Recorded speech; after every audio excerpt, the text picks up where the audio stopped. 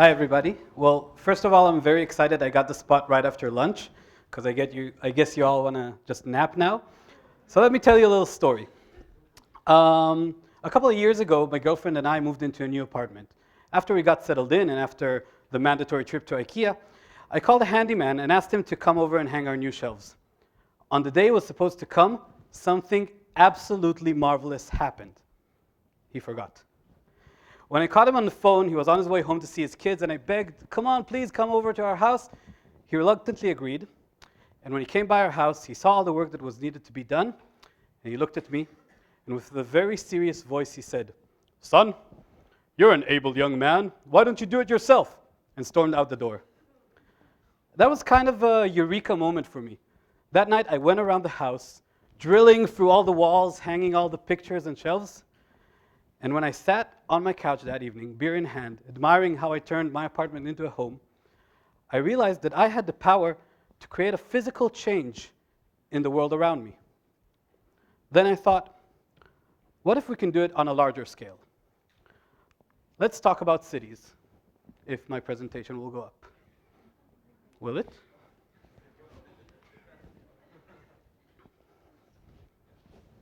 Okay, so let's talk about cities.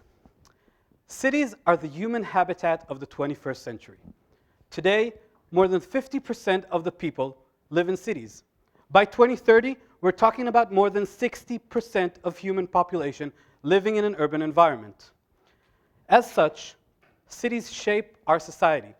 They shape who we are. They shape how we interact with each other. And they hold many great advantages. They're better for innovation. Many of the people you see here come from cities. They're better for the economy. They're even more sustainable. But they have some very, very, very big problems. One such problem is urban economic inequality. Cities are the setting for some of the greatest displays of inequality in modern human society.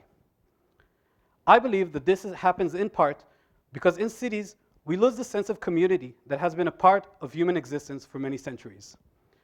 Cities are basically a place of alienation. We don't know the people living together with us in the same building. We don't know the people walking across us from the street. But what if we could tackle this problem? I want to talk to you today about a concept and a place that tries to do just that, about building our cities from the bottom up. My hometown of Tel Aviv has one of the greatest examples of such inequality. Just a 5-minute walk from the luxurious Rothschild Avenue, Tel Aviv's Wall Street, if you'd like, lies the neighborhood of Neve Shaanan. Neve Shaanan is famous for 3 main things. 1, it's home of Tel Aviv's central bus depot. 2, it's the metropolitan's largest hub of drugs, crime, and sex workers. And 3, in the last decade or so, it has become the unquestionable center of the migrant communities in Tel Aviv. Refugees, asylum seekers, and migrant workers. The neighborhood has suffered from years and years of constant neglect by authorities. And together with its multiculturalness, it has become one of the most complex and difficult places in Tel Aviv. In contrast to these complexities, the neighborhood suffers from a severe lack of cultural and educational institutes. It has no public library, no cinema, nowhere to learn guitar when you're 15 like I did in my neighborhood. Nothing of that sort, especially not one that can deal with the complexities of a multicultural society. That is why in 2009, a group of artists named Art Team, together with local communities, sparked the idea of creating such an institute. In an empty place in the public garden, Levinsky Public Garden, which is the main congregating point of this neighborhood, they put 2 bookshelves, one in front of the other, just here in the middle, and created a place, a library that offers 3,000 books in 16 different languages to the different communities living in the neighborhood. In just a short while, something marvelous happened. From just offering books, the library grew to a full-out cultural center. Today, we operate many different programs. We operate an afternoon center for kids from the neighborhood. We have a diverse art and culture program that does many different things. And we even have an academic center for the residents of the neighborhood with more than 200 students per semester studying many different subjects. This place is creating an actual change in the community and in the neighborhood. I want to tell you about one of my favorite activities. our event schedule. Once a week, sometimes once every few weeks, we have a free event open to the public. It can be a live music show, a movie screening, a poetry reading, an art exhibition. But each one of these events engages hundreds and hundreds of people from the neighborhood and from the city at large. This change that it brings to the neighborhood, to the community, gives them something to be proud of, gives them a place on the map that they're interested in stopping in, gives the people from the city a reason to come to this neighborhood, is changing the neighborhood entirely. And I think one of the reasons is that this is a place of art and culture. Art and culture gives the society two things.